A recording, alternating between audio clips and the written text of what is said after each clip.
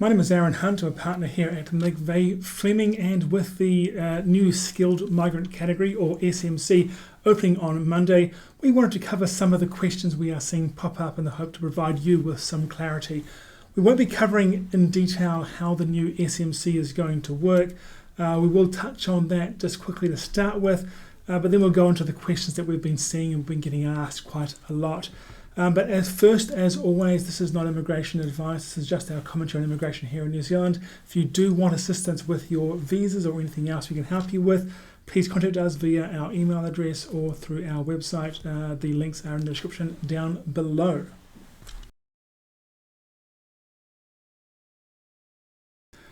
We're going to start with the name, and yes, after the confusion created by the reusing of the term accreditation in regards to work visas, they've chosen once again to reuse a term, this time being Skilled Migrant Category, rather than making use of the thousands of other words that we have in the English language they could have chosen from.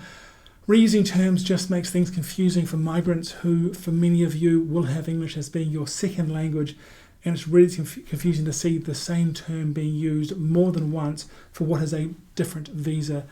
For the sake of clarity, we're going to call the new SMC SMC 6, as it has a 6-point requirement. The old SMC we're going to call SMC 180, as that went out requiring 180 points.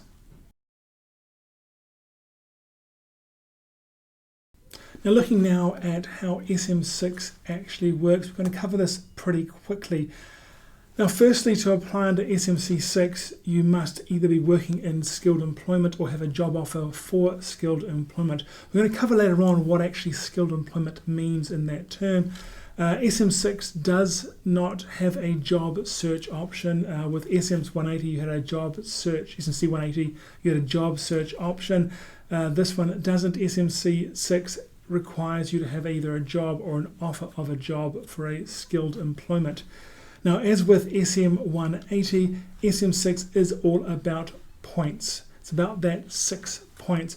Now, there are two places where you can get points, and you can get points from two different groups. We're going to cover what those two groups are. Now, we're going to start with group 2, as that's the simplest group to understand. Now, people get points for having skilled work experience in New Zealand. For every year that you've worked in what is skilled employment in New Zealand, you will get 1 point, up to a maximum of 3 points. So out of that 6 points you need, 3 points can come from work experience. Now, as it's a maximum of 3, it means you're going to need to get 3 points from Group 1 as at a minimum. Group 1 can give you between 3 and 6 points. Now, Group 1 is a bit more complicated. So in Group 1 you have 3 ways that you can get points. But you can only get points from one of those 3 ways. You cannot get points from 2 of the 3 ways. You must pick which of those 3 ways will give you the most points, if you have an option of getting more than one way to get points. We're going to look at the changes of the operational manual that are coming through on Monday. And if you look at the operational manual online right now, you probably won't see these. These will become live on Monday. We will link to this document in the description down below so you can see what the rules are going to be in place from Monday. But for now, we're going to look at actually what they are saying. Now, here we have the points that you can get from Group 1. Now, we'll start with the very top there, and first we have those who are earning between 1.5 to 3 times the median wage or more. You're eligible to get points. Now, 1.5 times the median wage gets 3 points, meaning that you've got 3 points there. You still require 3 points from work experience to get up to 6 points, because again, you can only get points from Group 1 from this list here in one way. Those of you who are on 3 times the median wage or more, you've got the 6 points necessary to make the application.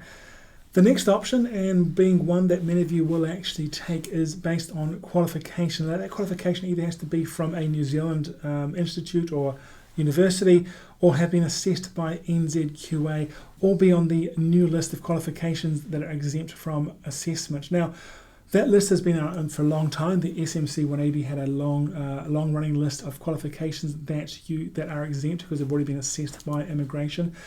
That list has now been changed. It will be getting changed in the next few days, just in time for SMC 6. And we've got the list here. Now, it is quite a long list. the old list hasn't been reviewed for some time, so they're starting from scratch. Now they're looking at, I'm going to scroll through a few of it here, qualifications from places in Hong Kong, in Ireland, Malaysia, Philippines, South Africa, United Kingdom, and a lot from the USA. Now qualifications that that are being relied on for points for other countries need to be gone to NZQA. Just going to scroll through these a bit faster because there is pages and pages of qualifications here. This also includes Australia, which for some reason is not on this list. So if you have a qualification from Australia, it needs to be assessed from NZQA. Now this list will be updated over time, but for now, for the new SMC 6, this is the list they're going to be working from for qualifications. Now, qualifications provide between 3 and 6 points, with a bachelor's degree or an 8-point grad certificate providing 3 points, leaving again 3 points to get from work experience, or up to 6 points from a doctorate, which then covers all the 6 points you need. Now, if the assessment doesn't show the qualification as being comparable, so you get the NZQA assessment and they say, well, actually it's not comparable with the same level here. So say you go for a master's degree and they say actually it's not comparable, then you get 1 point less. So here we see a doctoral degree is 6 points. If the assessment by NZQA says it's not comparable, then you only get 5 points for that qualification. So remember that even without with an assessment that doesn't match, you're still going to get some of those points. Unfortunately, with a bachelor's degree, you won't. A bachelor's degree, because 3 points is the minimum that you can get in Group 1, then a bachelor's degree that is not seen as being comparable for a New Zealand bachelor's degree will get you no points under this system. Now, the final way to get through is through New Zealand registration, licensing or certification, with the points being given based on a list under SR 330. Now this provides a list of roles, and if the requirement is met, the points provided are listed. Now, as with the above, the minimum that can be granted is 3. It is a strange list. There seems to be some obvious ones like doctor, you're on 6 points. But there is some strange abnormalities in there, the points being given. So we think this will be tweaked over time, but this is for those of you who do have a job which requires a registration. This is where your job most likely be listed and will give you at least 3 points. Now, if you do have a job that requires registration that's not on the list, please let us know. We haven't found any yet, but we're keen to find any that may not be on there so we can try and get that corrected. Now, that is a very basic overview of SMC 6. Now we're going to try and cover some of the questions that are being raised. Now, after granting an interim visa for the RV21 applicants, which was the first time a residence visa gave an interim visa, Immigration New Zealand have decided to extend that further to the new SMC 6. Now, previously, you need to always maintain a temporary entry visa either being granted or having been submitted, so you've got an application being processed. The SMC 6 now comes with an interim visa, allowing someone who's applied for an SMC 6 application and submitted the application to be granted an interim visa if the temporary entry visa expires while it's being processed. This visa lasts up to 24 months and is ended when the SMC 6 is granted, or at the end of 24 months, or 2 months after the SMC 6 is withdrawn or declined. So it is giving you some fairly long period of interim visa there. Now, the terms of the interim visa will generally carry across the current terms of the expiring temporary entry visa. So those of you who are on an open work visa will have open work rights on the interim visa. Those on partnership work visa will also have open work rights. Those on an accredited employee work visa will still have work rights but tied to that employer.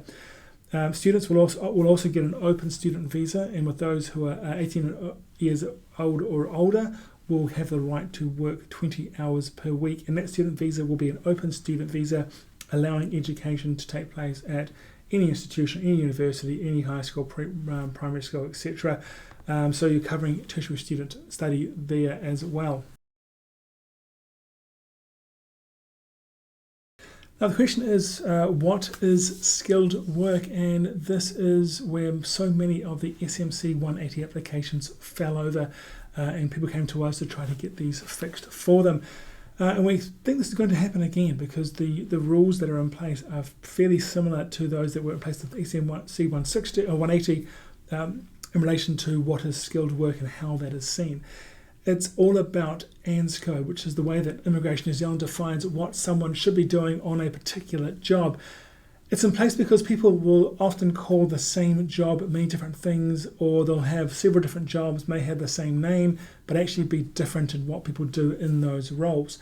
So Australia and New Zealand got together and put together a list of jobs covering what the job is about, what qualifications and experience would be required for the role, and what sort of job tasks people would need to do for that role. And now some of these are fairly straightforward. We're going to do an example here for an electrician. Now this is the ANZCO for electrician. You'll see the code here of the 6-digit code, 341111, electrician general. And it provides here some basic details. Now we can see that it requires, for New Zealand, an NZQF level 4 qualification. And that needs to be related, of course, to the role, so the electrician NZ4 QF qualification. Requires registration or licensing is required for the role. And there's a list of tasks here which Immigration New Zealand are looking for a substantial match. And I would expect that most electricians would do probably most of these roles. These last two perhaps less likely, but matching these first roles here, that would be a substantial match if that was what your job was involving, as long as you had the qualification met in the registration. So that's the match to an electrician for ANZCO. Now looking at a more problematic one, and this is where we saw so many things fall over with SMC 180, and we're going to see it again with SMC 6, unfortunately, I'm sure, is one like cafe and restaurant manager. Now notice that it only requires a diploma, although a lot of people who apply for this job for SMC 180 in the past will often have bachelor's degrees and have found their way into a role of working for hospitality. It does say that instead of having the diploma, you can have at least 3 years of relevant work experience, and that needs to be work experience actually in the role. It can't be 3 years working in a different role in the same environment. So it can't be 3 years working as a waiter to say that you're now a manager. It must be 3 years working in a management role in a cafe or restaurant. Now we'll look here at the tasks. Now we have someone who is helping to set the menu, setting prices, dealing with customers, hiring, training, supervising staff. Now a lot of people who apply for this role fail as they won't be doing those tasks where someone else is doing it. Often there'll be another manager, or perhaps the owner is actively involved in the business and they're setting the prices, they're setting the menus, or the chef's setting the menus, or the owner is helping to hire and train staff. These are the tasks which Immigration New Zealand are looking for someone to be matching. Now where it says may, you can ignore that. May is an optional task, but these ones here are what Immigration New Zealand is looking for to see a substantial match. And this is where these applications so often fall down. Now what they're going to do instead is that Immigration are going to look at it and go, okay, is this actually a match? And what they're looking for is up here. They're looking for, it's saying ANZCO skill level 1, 2 or 3. There is 5 skill levels in total, but it's 1, 2 and 3 that are considered skilled work. There are some exceptions, but this is just covering it in general. Now for electricians, we saw this as being an ANZCO skill level 3, so that considered as being skilled work. Here it's a skill level 2. Now if Immigration New Zealand do not agree that your role is, in this role, a cafe or restaurant manager role, that you do not have a substantial match to these tasks here, instead they will look at what is perhaps a better substantial match. Look at another role, and typically they'll go down into a higher number in the skill listing, into a skill level 4 or 5, which aren't considered skills roles, except with, of course, there is some exceptions there. Here they're likely to go to waiter. Now waiter is a skill level 4 role, requires 1 year of relevant experience, or you have a qualification, rather low qualification, and these are all tasks that someone who may have applied for a manager is actually doing. If they're not doing the management task, they're doing probably more along the lines of the wait staff roles. And if Immigration does say you're actually a waiter, you're not a manager, then you're not eligible to apply for SMC 6. any application will be declined on that basis. Now, as I said, this is what we saw a lot in SMC 180, and this will happen again in this situation because we can't see this being any different.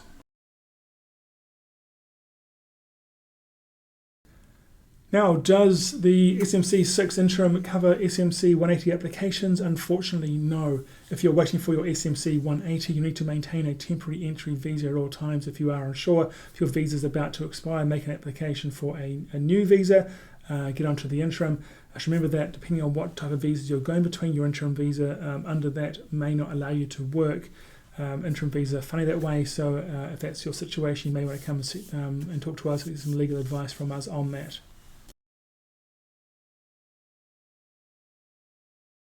Now, talking about how long will the process take, now many of you will remember the years of waiting for the old SMC 182 process. Now, despite comments made by a former minister, this was not down to Immigration New Zealand, this was not their fault. The government at the time would be setting a cap on how many visas can be granted for residents each year. That was set every 18 months. And when the Labour New Zealand First government came into power in 2017, one of their decisions was to drastically cut that number in half, or practically in half. So only half of the number of residence visas could be granted in any particular year. Now, this led to the processing time going from perhaps under a year to be several years of time, with Immigration New Zealand basically sitting there on their hands waiting to be allowed to grant more visas before they could grant the next batch. That was the cause for the very long delays. We saw the several years of waiting. It was down to government policy, not Immigration New Zealand. Now, the new SMC 6 is different as it does not have a limit on the number of visas that can be granted. There is no limit for these. So if someone's eligible for residence, then they will be able to get their application processed. It will come down to how many staff are processing SMC 6 at Immigration New Zealand. Now, we would expect if it was staffed at similar levels that we saw in the past 5 years, ignoring the pandemic period, we're looking at probably about 9 to 12 months to process an SMC 6 application just based on our experience. However, they have granted this 2-year interim visa, and that can be an indication that Immigration New Zealand expected to take longer than that. Or perhaps it's an indication that other things could cause delays for some of you, such as the national security check. Now, the national security check is something which has been in place to help protect New Zealand and the people within the country. It's a check that is required and is outside Immigration New Zealand's control. Now, INZ staff do not choose who does and doesn't require an NSC. That is up to the New Zealand Security Intelligence Service, which typically falls under the domain of the Prime Minister. Up until recently, we have seen NSCs taking less than 6 months. That was probably up before the pandemic. However, this has changed in the past year or two with the number of applications rising.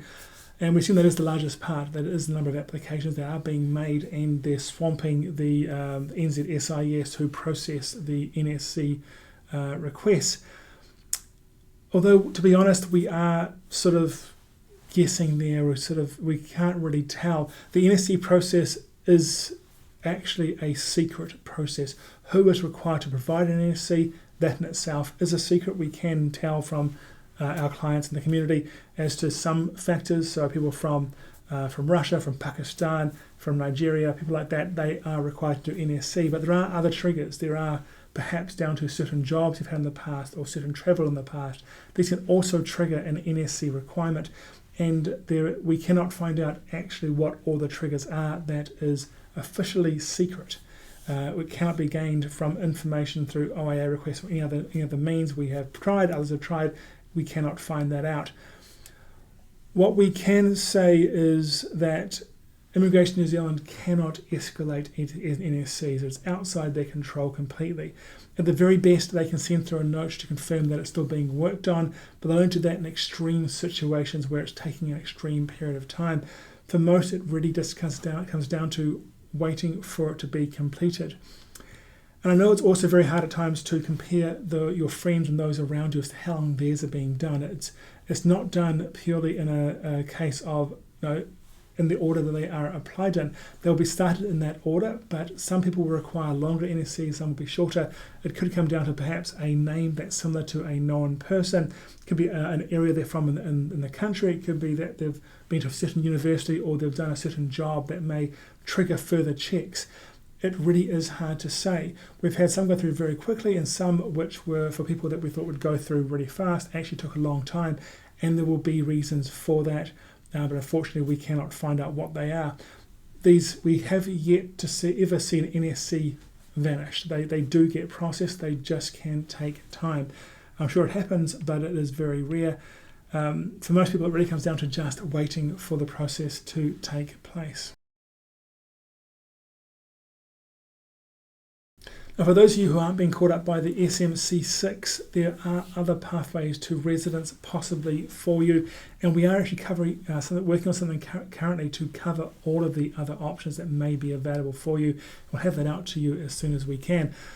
For some, it will be options from the green list, most likely in Tier 2 in the work to resident category. For others, there will be the sector agreements that are coming into place, and some that already are in place, allowing you to apply for residence after 2 years working in that sector, meeting those criteria.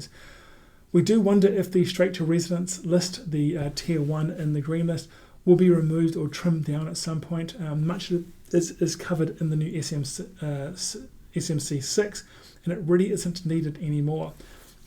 It is, however, a much faster process than we expect the SMC6 to be. So if you have got the option between going SMC6 or straight to residence, we would definitely suggest that you should look at straight to residence as possibly being a better option. But again, talk to us to see which is probably the better option for you in your situations. Thankfully, the applications have now moved online, meaning that the requirement to get certified documents is now gone. No more providing originals, which is fantastic, apart from your passport, most likely at some point. This should lead to a much better and smoother process. We do feel that perhaps they could have spent more time on getting the systems working correctly. We saw some issues with the RV21s and with the accreditation systems not working as they were expected. It would be nice to actually have a chance to test these systems before it does go live, but we'll see on Monday as to how these things actually work out when we get our hands onto them. Now, finally, Immigration New Zealand have announced a change to the priorities of visa processing. So there's always been a list of which visas get processed first, and that has now changed. Now, previously it was being given to those who had 2 times median wage or jobs that require registration.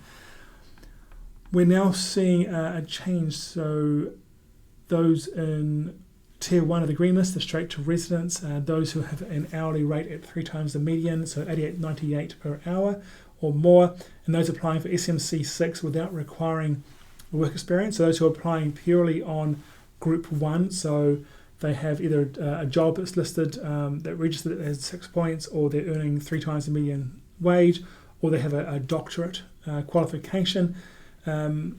They can all get priority because they have 6 points from Group 1. They're not requiring the work experience. The rest of you will have to wait in queue, which will be a longer queue. How long it's going to be, we'll have to wait and see. For now, we're hoping it's going to be within 12 months total time, but we'll know in the next few months as to how fast these go through. We expect the first few will go through fast, and then they will slow down over time as the officers get a backlog and a queue built up. That's it for this video. Hopefully you found it of use. If you did, please like it, share it to anybody else you may know, and consider leaving us a review onto Google. It really does help. There's a link in the description down below that allows you to leave us a review. Otherwise, until next time, kia kaha, stay safe.